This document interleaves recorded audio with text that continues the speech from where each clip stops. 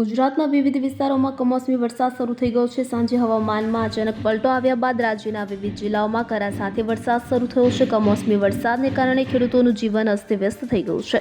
અનેક વિસ્તારોમાં પાણી ભરાઈ જવા, ઝાડ પડી જવા તેમજ ક્યાંક મોતની પણ ઘટનાઓ સામે આવી છે। હવામાન વિભાગ દ્વારા હજુ પણ રાજ્યમાં પવન સાથે વરસાદની આગાહી કરવામાં આવી છે। હવામાન વિભાગની આગાહી અનુસાર સુરતમાં પલટો આવ્યો છે।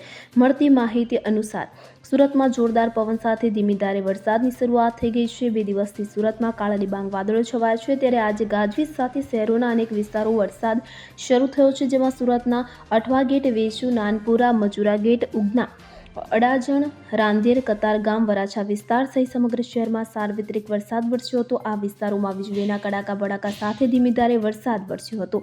અચાનક વરસાદ વરસતા ખેડૂતોમાં ચિંતા વ્યાપી છે। ખાસ કરીને બાગાયતી પાકોને મોટા નુકસાનની ભીતિ છે, એટલે કે દક્ષિણ ગુજરાતના કેરી, ચીકુ જેવા પાકોને મોટું નુકસાન થવાની ભીતિ સેવાઈ રહી છે।